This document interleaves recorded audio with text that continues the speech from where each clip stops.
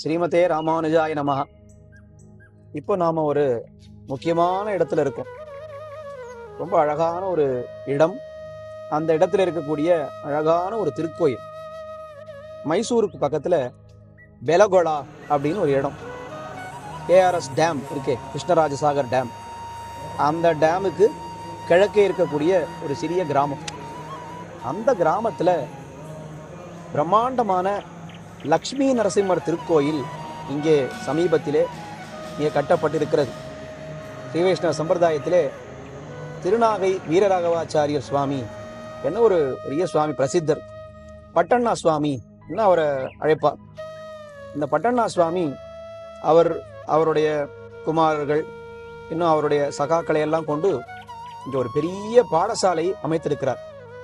விஸ்வக்ஷேமா trust அப்படின்னு ஒரு ட்ரஸ்டை ஏற்படுத்தி வேத பாடசாலை, திவ்ய பிரபந்தங்கள், இன்னும் சாதாரண ஸ்கூல் படிப்பு, நம்ம குழந்தைகளுக்கு ஸ்கூல் படிப்போடு சேர்த்து உபயுக்தமான வேத பாகங்களை சொல்லித்தரது அப்படின்னு இந்த ட்ரஸ்ட் மூலமாக ஒரு திருக்கோயிலை, லட்சுமி நரசிம்மர் திருக்கோயிலை அமைத்து அங்கே அத்தனை ஆழ்வார்கள், ஆச்சாரியர்கள் எல்லோரையும் எழுந்தருளச் செய்து பாடசாலைகள், ரிக்வேதம், யஜுர்வேதம், சாமவேதம்னு எல்லா வேதங்கள் எல்லாம் சொல்லிக் கொடுக்கறதுக்கு பாடசாலை, அதற்கு மேலே கோசாலை, பல பசுக்களை எல்லாம் ரட்சணம் பண்ணி கொண்டிருக்கிறார்.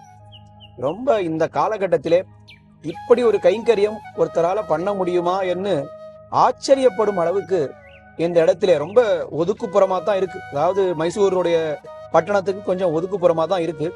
ஆனால் அவ்வளவு ரம்மியமான ஒரு சூழல். இங்க பெரிய மண்டபங்கள், பெரிய ராஜகோபுரம், உள்ள வந்த உடனே துவஜஸ்தம்பம். இங்க சேவிச்சுட்டு உள்ள போனாக்கா பற்பல திவ்யதேசத்து எம்பெருமான்கள் கோயில், திருமலை பெருமாள் கோயில் முதலான திவ்யதேசத்து எம்பெருமான்கள் எல்லாம் அங்க சிற்ப வடிவிலே எழுந்துள்ளிருக்கிறார்கள்.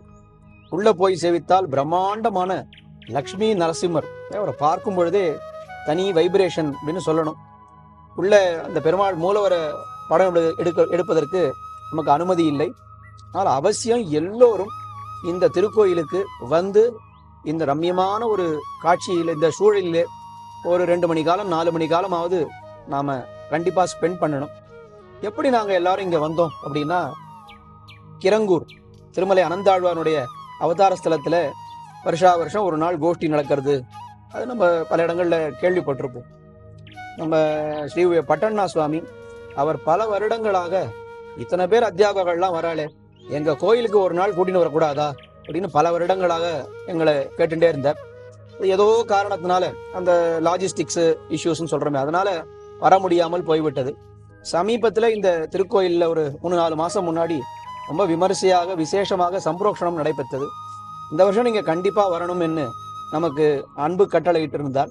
அதனால இன்னைக்கு பெரிய ஒரு விசேஷமாக கோயில், திருமலை பெருமாள் கோயில், திருநாராயணபுரம், திருவல்லிக்கேணி, ஸ்ரீபெரும்புதூர், ஸ்ரீவில்லிபுத்தூர் என பல திவ்ய தேசங்களிலிருந்து அத்தியாபக சுவாமிகள் 50-55 அத்தியாபக சுவாமிகள் இங்கே வந்து 1 மணி காலம் எங்க நரசிம்மனுக்கு நீங்க கோஷ்டி பண்ணணும் அப்படின்னு அவர் ஆணையிட்டு இருந்தார். இன்னைக்கு தான் அந்த பாக்கியத்தை பெருமாள் நமக்கு கொடுத்திருக்கார் அப்படின்னு சொல்ல வேண்டும். இந்த திருக்கோயிலுடைய காட்சிகளையும் நாம் அங்கே நடந்த அந்த கோஷ்டிகளுடைய காட்சிகள், சேவாகாலம் பண்ணக்கூடிய அந்த காட்சிகளையும் இந்த காணொலியிலே பார்த்து மகிழுங்கள். அவசியம் எல்லாரும் இந்த கோவிலுக்கு, இந்த மைசூர் பிராந்தியம், மேல்கோட்டை, இந்த இடத்துக்கு நாம பெருமாள் சேவிக்க வந்தாக்கா இதையும் ஒரு இடமாக, இந்த பெலகொளா லட்சுமி நரசிம்மர் திருக்கோயில், இந்த இடத்தையும் ஒரு இடமாக நிச்சயமா நாம் அதிலே சேர்த்து கொண்டு இந்த பெருமாளையும் நாம் தவறாமல் சேவித்து விட்டு அப்பதான் அந்த யாத்திரை பூர்த்தியாகும் என்று அடியனுக்கு தோன்றுகிறது.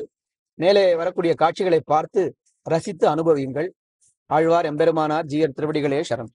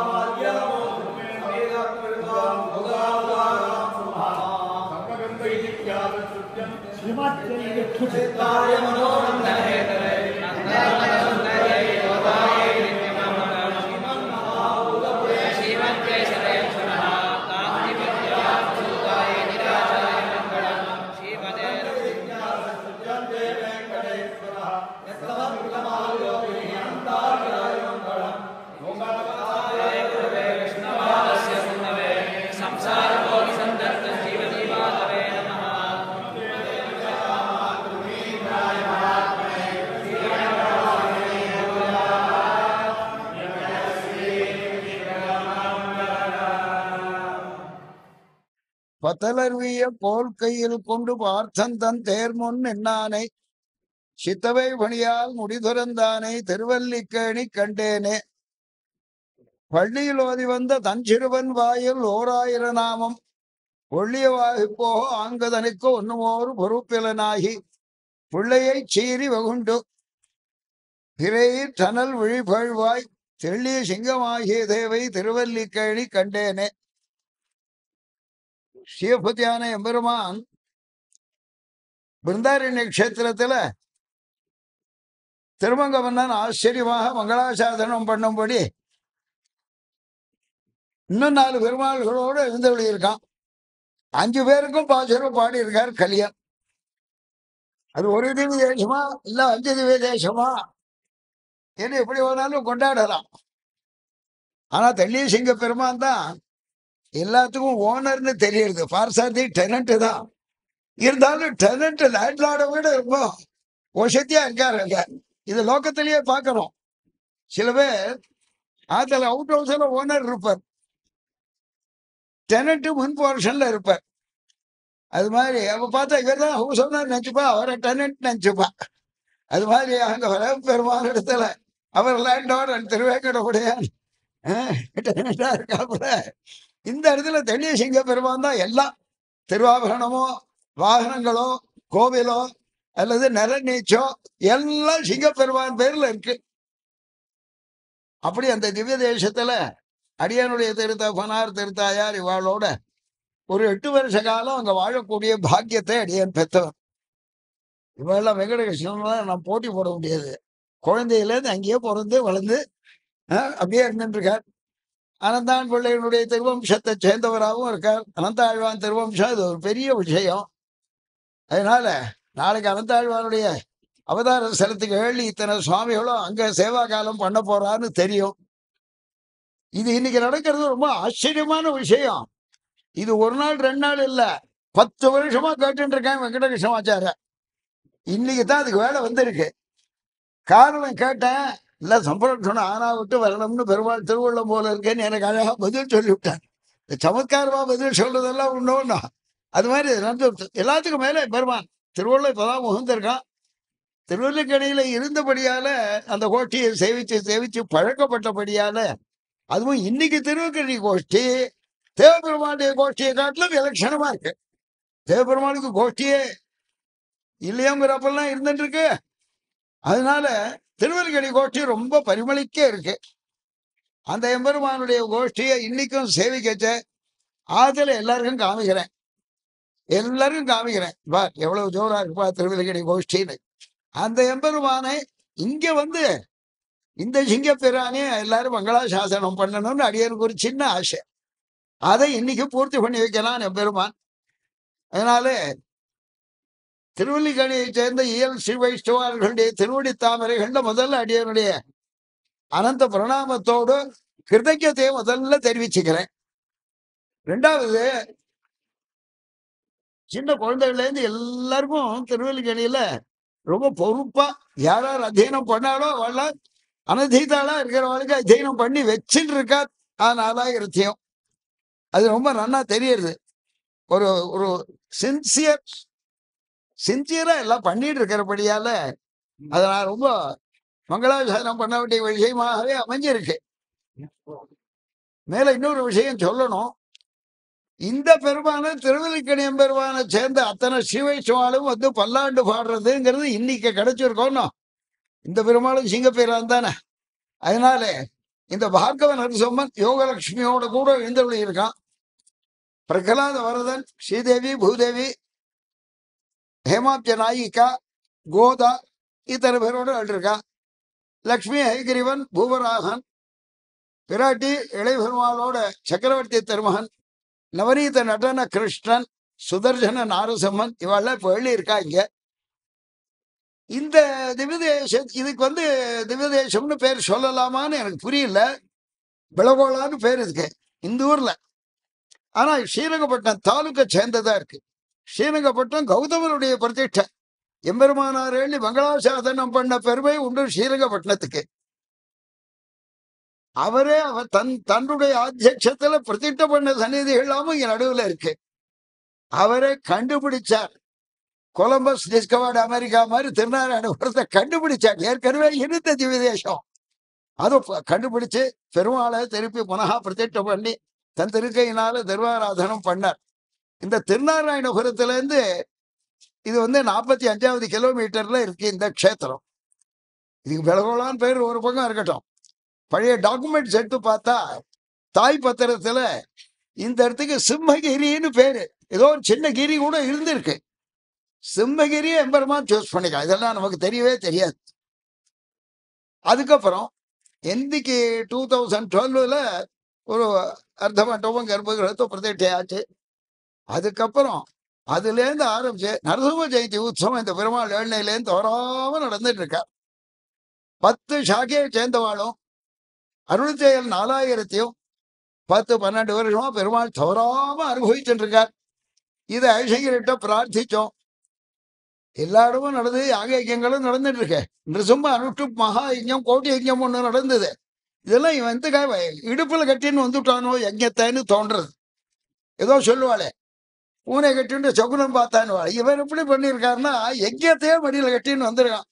நித்திய யஜ்யம் நடந்துட்டு இருக்கு. மாசம் மாசம் சுவாதி யஜ்யம் நடக்கிறது. இதை தவிர 12 சம்பத்சரத்துக்கு உண்டான தீர்க்க சத்திர யாகம் நடந்துட்டு இருக்கு நிருசிம்ம அனுஷ்டுப்புக்கு. அதனால இந்த ஏரியா பூரா நிருசிம்மனுடைய வைபவமாவே தான் இருக்குங்க. அதுதான் ரெவர்பரேட் ஆகிட்டு இருக்கு. அது ரொம்ப நல்லா பிரத்யட்சமா பார்க்க முடியறது, அடியவங்களால அனுபவிக்க முடியறது. எல்லாத்துக்கும் மேல இந்த இடத்துல எல்லா ஆச்சாரியாலும் எழுதி மங்களாசாசனம் பண்ணியாச்சு. எல்லா ஆச்சாரியாலும் உபய கலையாறுல எத்தனை சுவாமிகள் உண்டோ, ஜீயர் சுவாமிகள் அவ்வளவு பேர் இங்க மங்களாசாசனம் பண்ணியாச்சு. எனக்கு திருவல்லிக்கேணிலேருந்து மாத்திரம் ஒருத்தருமே இல்லையேன்னு குறை இருந்து அதையும் பெருமாள் நீங்க பூர்த்தி பண்ணி விட்டார். பரகால மடத்துல இந்த ஜீயர் தவறாம 7 வரைக்கும் நரசிம்ம ஜெயந்தி உற்சவத்துக்கு. அதே மாதிரி திருக்குறுங்குடி ஜெயர் எழுதினார், வானமாமலை ஜெயர் எழுதினார். அழசங்கர் அடிக்கடி இங்க இந்த பக்கம் அழச்செல்லாம் இங்க அடியவங்களெல்லாம் அனுகிரகிச்சுட்டு இருக்காரு. அது தெரியறது. இப்ப சமீபத்துல பெரிய ஆசிரமம் வராகமாதேசன் சிவத் ஆண்டவன் எழுந்தருளினார். பவுண்டரிவர் ஆசிரமத்தை ஆண்டவன்னு பிரார்த்திச்சுட்டே இருக்கேன். அவர் இப்ப எவ்வளவு போறார் சமீபத்துல. அதனால மகான்கள்லாம் எழுதி மங்களாசாசனம் பண்ண பெருமைதான் இவனுக்கே. பெருமாளுக்கு பிரதிஷ்டையெல்லாம் என்ன பண்ணா கூட பாகவத ஆலிங்கனம், பாகவத மங்களாசாசனத்தால இப்பெருமானுக்கு ஏற்படுற சாநித்தியம் வேற எதுனாலையும் ஏற்படாது. ஆனா 7 அன்னியில இருந்து அத்தியனோத்சவம் தவறாம நடக்குது. 10 சுவாமிகளும் 20 சுவாமிகளும் அத்தனை பேர் இங்க 2-3 அத்தியனோத்சவம் நடக்கிறபடியால் அவ எல்லா இடத்துக்கும் ஓட வேண்டியிருக்கு. அதனால 5 நாள்ல கூட அடிய 4000 சேவிச்சு அத்தியனோத்சவத்தை பண்ணிவிடுறேன். இதை 18 கடைசி 2 நாள் 42 நாள் அப்படி சேர்த்து பண்ணபடியெல்லாம் அமையிறது. ஆனா பெருமாள் அனுகிரகிச்சுட்டு இருக்கார்.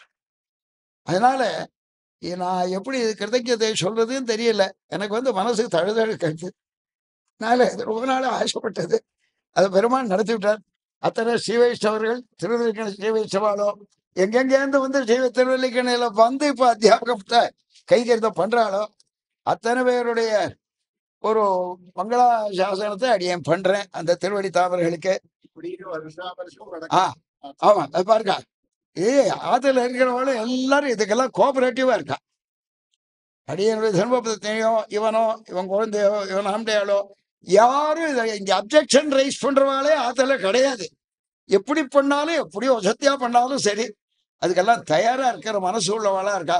இது இந்த மாதிரி ஆண்டாழ்வானுடைய திருநக்ஷத்திரத்துக்கு வரைச்ச இங்க ஒரு சேவா காலம் பண்ணிவிட்டான் போகணுங்கிறப்ப ஒரு பிடிவாதம் சாமி எல்லாமே வச்சுன்னு விட்டாள்னா நன்னா நடக்கும். ஒரு வேண்டாம் 4000 ஒரே சமயத்துல பண்ண வேண்டாம். 1000 பாசுரத்து திருவாய்மொழிய 2 நாள்ல செவிக்கிறாப்புல வந்துடணும். அப்படி பண்ணலாம். அப்படி இது மாதிரி ஒரு சமயம் திருமொழியா செவிக்கிறது, ஒரு சமயம் முதலாயிரமா சேவிக்கிறது, ஒரு சமயம் இயற்பாவா சேவிக்கிறது, அப்படி எல்லாம் பண்ணலாமே.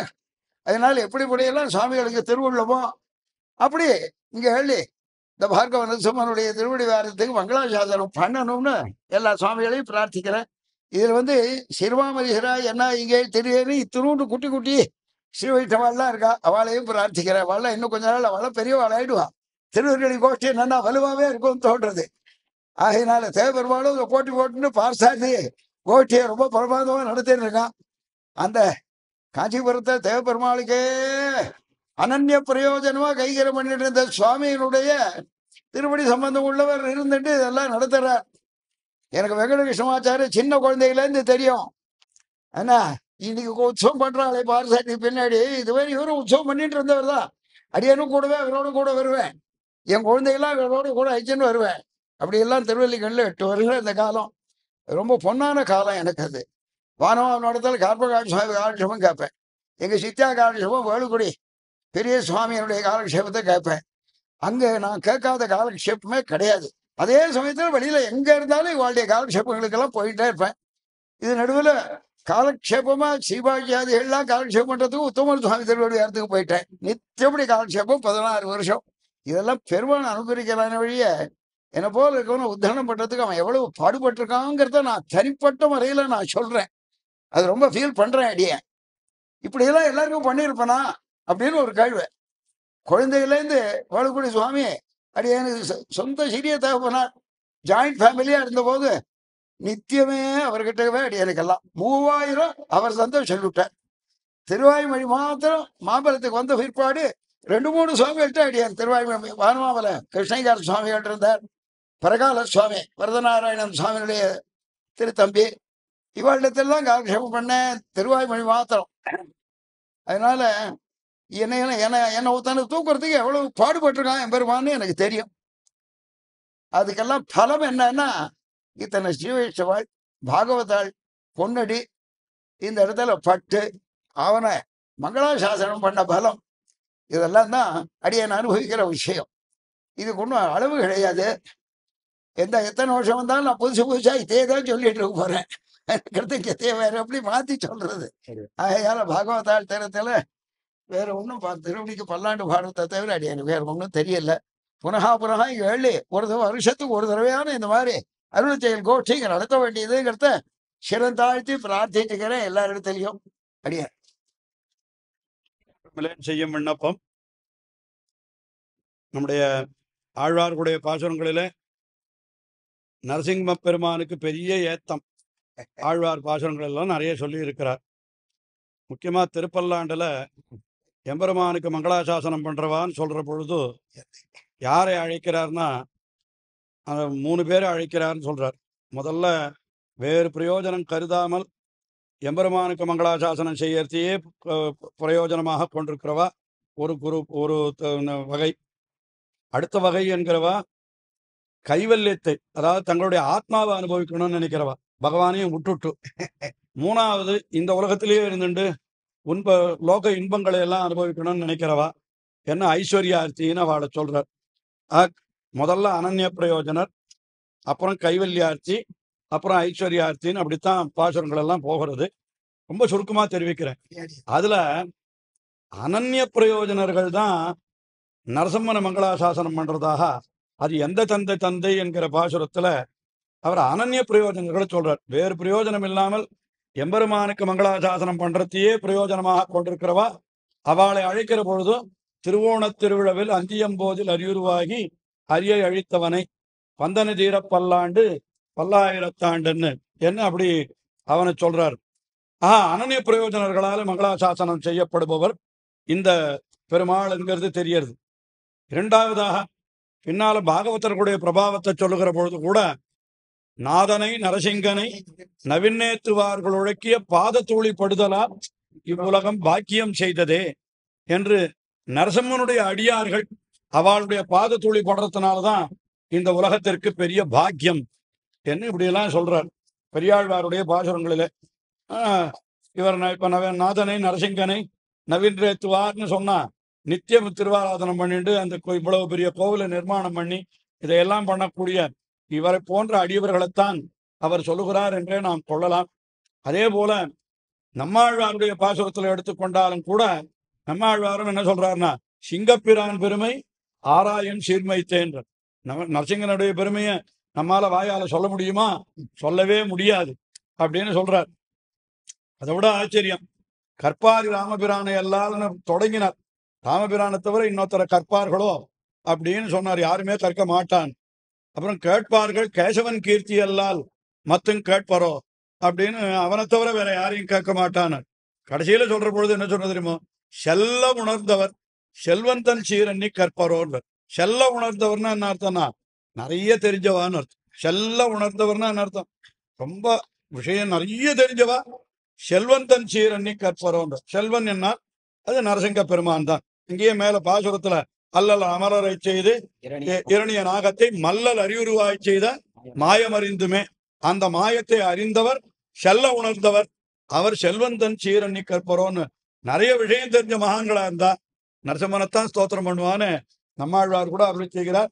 இன்னும் நிறைய பாசுரங்கள் இன்னைக்கு கூட வளர்ந்த வெங்கோபம் மடங்கல் உண்ணாய் என்று சொல்ற பொழுது அதைத்தான் கொண்டு வந்து சாத்மரில் கடைசியில நான் எம்பெருமானாருக்கு கூட பெருமையாக சொன்னார் என்று பார்க்கிற பொழுது, நிருசிம்மன் என்னாலே நம்முடைய ஒரு சம்பிரதாயத்துல ரொம்ப விசேஷம். அதனாலதான் திருமங்கை ஆழ்வார் ஒரு பதிகத்துல 10 அவதாரத்தை சொல்லுவார். ஒரே பாசுரத்துல நீங்க பார்த்தீர்களானா ஏதோ திடீர்னு பரசுராமனை சொல்லுவார், சக்கரவர்த்தி திருமண சொல்லுவார், அந்த சரித்திரத்திலும் இந்த சரித்திரத்திலும் மாத்தி மாத்தி சொல்லிட்டே இருப்பார். ஆனா நிருசிம்ம கஷேத்திரம் அந்த அகோபலம் வந்த பொழுதோ 10 பாட்டிலையும் நரசிம்ம வைபவத்தை தவிர வேற ஒண்ணுமே சொல்லல. 10 பாட்டிலையும் அங்கஞ்ஞாலம் வந்து அங்க அனுசந்தானம் பண்ணணும்.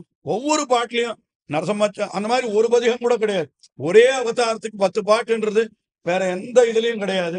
அந்த அளவுக்கு ஆழ்வார்கள் எல்லாம் ஈடுபட்ட அந்த நரசிம்மனுக்கு இந்த இடத்துல வந்து ஒரு கோவிலை கட்டியிருக்காரு அவர். உண்மையிலே இது ஒரு பெரிய பெருமாள் தான் நடத்துறாங்கிறது வாஸ்தவம் தான். இருந்தாலும் வனத்திடர் ஏரியா மன்னம்னு சொன்ன மாதிரி நம்ம கொஞ்சம் பிரயத்தனப்பட்டா எம்பெருமான் கூட அவன் காரியம் பண்றான், அவ்வளவுதான் தவிர அதுல ஒன்றும் சந்தேகமே கிடையாது. அந்த முதல் பிரயத்தனத்தை ஆரம்பித்து வந்தவர் சுவாமி தான். அதுல ஒரு விஷயம் இங்க முன்ன வந்தவாளுக்கு தெரிஞ்சிருக்கலாம்.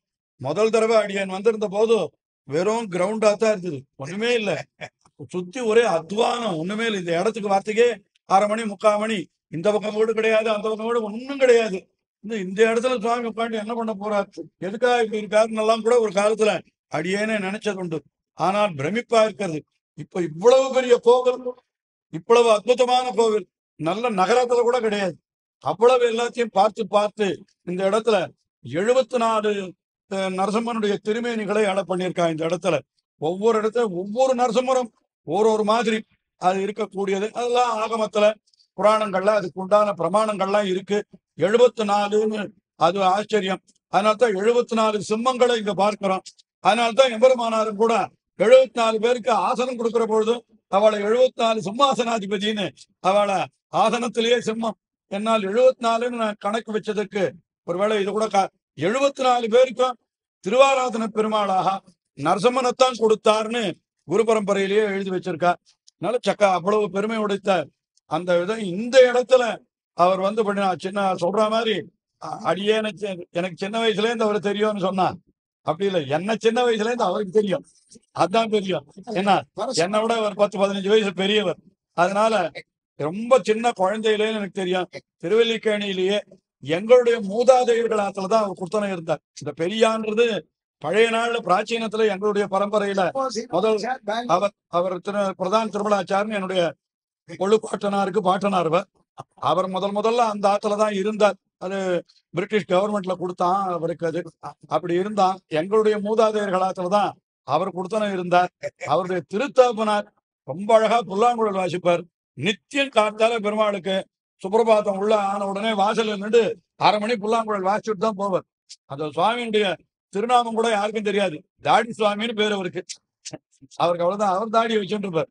நான் கூட சொன்னேன், இவரும் தாடி வச்சுட்டு இருக்காரு, அவரும் தாடியோடய பரப்பாடும் அப்படின்னு கூட சொன்ன பரம்பரையா.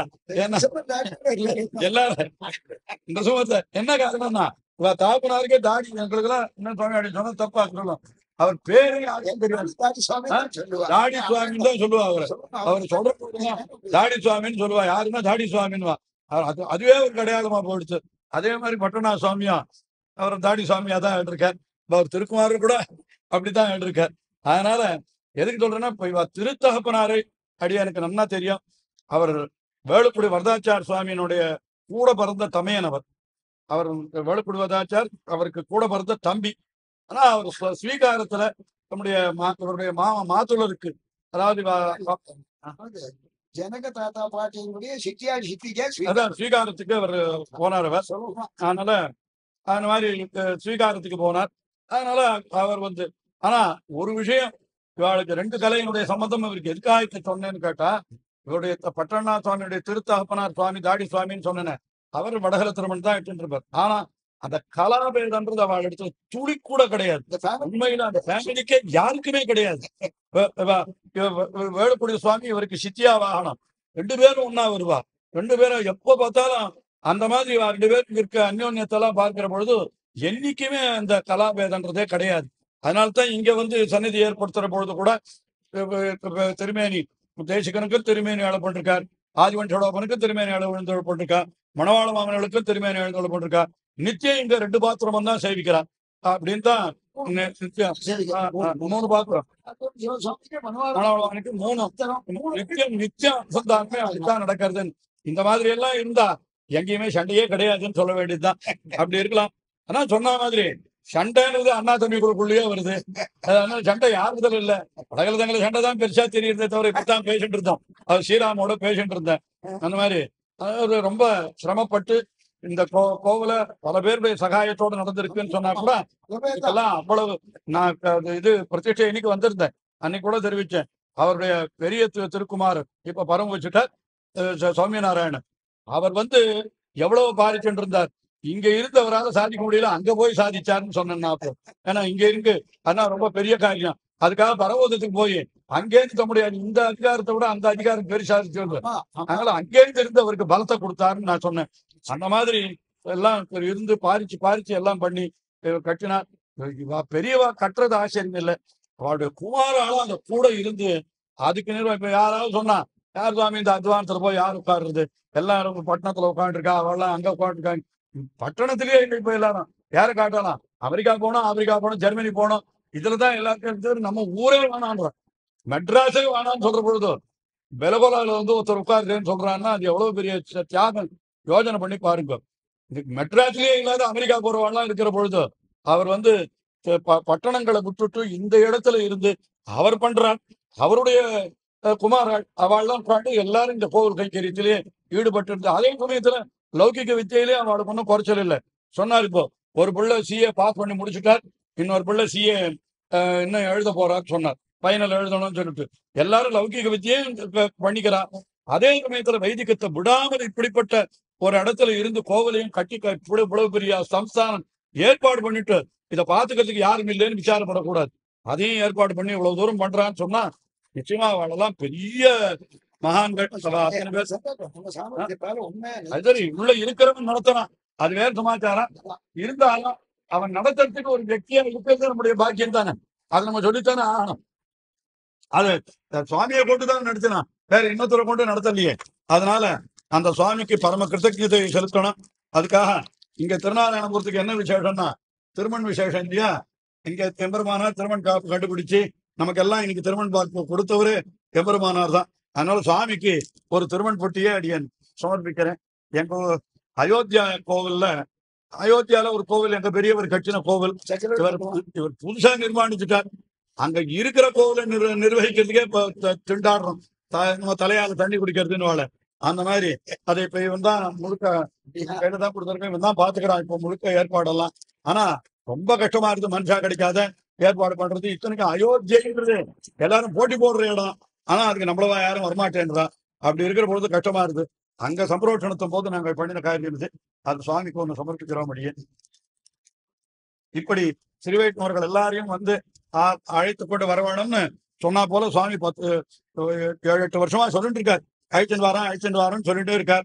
என்னமோ அது சரியா வாய்ப்பு ஏற்படவே இல்லை நமக்கு. சரி, இந்த வருஷம் கண்டிப்பா சம்பரோஷணம் போது வந்திருந்தேன். எவ்வளவு ஆச்சரியமா கோயிலை கட்டிருக்காரு, எல்லாரும் சரிக்க வேண்டாமா அப்படின்றதுக்காகத்தான் இந்த வாட்டி அவன்கிட்ட சொன்னேன், இப்படி ஒரு ஏற்பாடு பண்ணலான்னுட்டு. இன்னைக்கு சாதாரணமா நாங்க என்னன்னா திருநாராயணபுரத்துக்கு ஒரு நாள், இந்த நம்ம சிறுபுத்தூர்ல ஒரு நாள், அனந்தாழ்வான் அவதார ஸ்தலத்துல ஒரு நாள், 2 நாள் வச்சுட்டு வரோம். அந்த திருநாராயணபுரத்துல ஒரு நாள் வரும்பொழுது அவ காத்தால சாயங்காலம் முழுக்க கோஷ்டி இருந்ததுன்னா அங்க இருன்னு சொல்றோம். இப்போ பவித்ரோத்சவ சாத்துமரை அன்னைக்கு வந்தோம்னா சாயங்காலம் தான் அங்க ரொம்ப விசேஷம். அதனால அப்படிதான் பண்ணிருந்தோம். இந்த வாட்டி காத்தால தான் விசேஷம், சாயங்காலம் ஒண்ணும் இல்லைன்னு சொன்னாங்க. சரி, அது நமக்கு வாய்ப்பா போச்சு, நீங்க வந்துட்டோம்.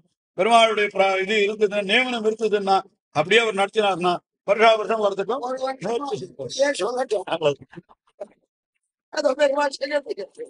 பகவத் சங்கல்பம் இருந்தா நிச்சயமா அப்படியே நடக்கும். அது ஒண்ணும் இவ்வளவு தூரம் சுவாமிகள் எல்லாம் வரவழைச்சு இப்படி அவர் உபச்சரிக்கிறார்னு சொன்னா யார் வேண்டான்னு சொல்லுவார்? நிச்சயமா வரத்தான் போகணும். பார்ப்போம் பெருமாளுடைய எப்பவுமே நான் வார்த்தை சொல்லுவேன். இந்த இங்கிலீஷ்ல ஒரு ப்ராப்ளம் சொல்றான், எல்லாரும் தப்பா அர்த்தம் சொல்லிட்டு இருக்கான்னு எனக்கு தூக்குறாங்க. மேன் ப்ரொபோசஸ், காட் டிஸ்போசஸ் அப்படின்றதுக்கு மனிதன் நினைத்தான் கடவுள் கெடுத்தான் அப்படின்னு எல்லாரும் சொல்ற அர்த்தம் அது. ஆனா அதுக்கு உண்மையா அது அர்த்தம் இல்லைன்னு என்னுடைய அபிப்பிராயம். என்ன காரணம்னா, இங்கிலீஷ்ல டிஸ்போஸ் அப்படின்ற வார்த்தைக்கு இன்னைக்கு டிக்ஷனரியில அர்த்தம் எடுத்து பாருங்க. டிஸ்போஸ்னாக்கா டு கம்ப்ளீட் அர்த்தம் அதுக்கு. நீங்க எடுத்து கோர்ட்ல எல்லாம் கூட கேஸ் நடந்ததுன்னா டிஸ்போஸ் ஆஃப் பண்ணுவான். டிஸ்போஸ் ஆஃப் என்ன அர்த்தம்? தமிழ் எழுதி முடித்து வைக்கப்பட்டதுன்னு எழுதுவான். டிஸ்மிஸ்னா தள்ளுபடி பண்ணிட்டான்னு அர்த்தம். டிஸ்போஸ்னா வழக்கு முடித்து வைக்கப்பட்டதுன்னு அர்த்தம். அப்ப man can only propose but ultimately God disposes அப்படின்னா என்ன அர்த்தம்? மனுஷன் ப்ரொபோஸ் பண்றான், அது ப்ரொபோஸ் பண்றதோட அவனுடைய முயற்சி முடிஞ்சு போறது. அதுக்கப்புறம் அது முடிச்சு வைக்கிறது யாருன்னா பகவான் தான். அதனால மேன் ப்ரொபோசஸ், காட் டிஸ்போசஸ்னா மனிதன் முயற்சி செய்கிறான். முதல்ல வனத்திடரை ஏரியா மன்னம் அப்படின்னு சொன்னாரு. அந்த மாதிரி நாம காரியத்தை பண்ணினா அவர் கடைசியில முடிச்சு வைக்கிறவன் பகவான். அதுபோல சுவாமி ஆரம்பிச்சு வச்சாருக்கு இங்க சன்னிதி கட்டணும்னு ஒரு அபிப்பிராயத்தை நம்பருமான் தலை கட்டி கொடுத்தான். அந்த மாதிரி எல்லா விஷயமும் நாம ஆரம்பிச்சுக்க வேண்டியது, அவன் தலை கட்ட வேண்டியது. அதுபோல இதுவும் நடந்ததுன்னா பரம சந்தோஷம். இதுவரை பெலகுளா ஸ்ரீ லக்ஷ்மி நரசிம்ம பெருமாள் சந்நிதியிலே நடந்த கோஷ்டி வைபவங்களையெல்லாம் பார்த்து ரசித்து மகிழ்ந்திருப்பீர்கள். இந்த இடத்திற்கு தனியாக ஒரு வைப்ரேஷன் இருக்கிறது. நம்மை அப்படியே ஒரு 1000 வருடங்களுக்கு முன்னால் இந்த இடம் அழைத்து செல்கிறது. பண்டைய காலத்திலே ரிஷிகள் எல்லோரும் எப்படி வாழ்ந்திருப்பார்கள் என்று இங்கே ஒரு சில மணி நேரங்கள் இருந்து பார்த்தாலே நமக்கு நன்றாக தெரிகிறது. அத்தனை விசேஷமான இந்த ஸ்தாபனத்தை நடத்தி கொண்டு வருவது விஸ்வக்ஷேமா ட்ரஸ்ட் என்று முன்னமேயே தெரிவித்திருந்தேன் அடியேன். இந்த விஸ்வக்ஷேமா ட்ரஸ்ட் மூலமாக பல பல கைங்கரியங்களை செய்து கொண்டு வருகிறார்கள். குருகுலம் வேதாத்தியனம் செய்வித்தல் அங்கங்களோடு கூட நித்தியபடி அன்னதானம், சுத்துப்பட்ட கிராமங்களில் இருக்கக்கூடிய பள்ளிகளுக்கும் பள்ளி சிறுவர்களுக்கும் உதவி, கோஷாலை பசுக்களை எல்லாம் பராமரிக்கக்கூடிய உன்னதமான கைங்கரியம், இன்னும் அந்த கிராமத்திலே அங்கே இருக்கக்கூடிய வசதிகளை எல்லாம் மேம்படுத்துதல் போன்ற பல கைங்கரியங்களை இந்த விஸ்வக்ஷேமா ட்ரஸ்ட் நடத்தி கொண்டு வருகிறது. ஸ்ரீ பட்டண்ணா சுவாமியை கேட்டால் எங்கிருந்து இத்தனைக்கும் பணம் வருகிறது என்று கேட்டால், எம்பெருமான் கொடுக்கிறான், நாங்கள் செய்கிறோம் என்று ரொம்ப பெருந்தன்மையாக தெரிவிக்கிறார். ஆனால் யோசித்து பார்த்தால் சனாதன தர்மத்தை பின்பற்றக்கூடிய நம் அனைவருடைய கடமையும் இது போன்ற ஸ்தாபனங்களை நாம் கண்டிப்பாக சப்போர்ட் செய்ய வேண்டும். இந்த விஸ்வக்ஷேமா ட்ரஸ்ட் மற்றும் இந்த திருக்கோயிலுடைய அத்தனை டீட்டெயில்ஸையும் நாங்கள் இந்த வீடியோவினுடைய டிஸ்கிரிப்ஷனிலே கொடுக்கிறோம். Website, phone number, map location, Google location details, email ID போன்ற அனைத்து தொடர்பு எண்களையும் நாங்கள் இங்கே தருகிறோம். உங்களால் முடிந்த உதவியை, இந்த பெரிய கைங்கரியத்திலே நாம் பங்கு கொள்வது நம்முடைய மிகப்பெரிய பேறு என்று கருதி உங்களால் முடிந்த உதவியை கண்டிப்பாக நீங்கள் செய்ய வேண்டியது. இந்த காணொளியை பற்றின உங்களுடைய கருத்துக்களை மறக்காமல் கமெண்ட்ஸ் செக்ஷனிலே தெரிவித்து நீங்கள் எப்படியெல்லாம் ரசித்தீர்கள் என்கிற விஷயத்தை எங்களோடு பகிர்ந்து கொள்ளுங்கள். ஆழ்வார் எம்பெருமானார் ஜீயர் திருவடிகளே சரணம்.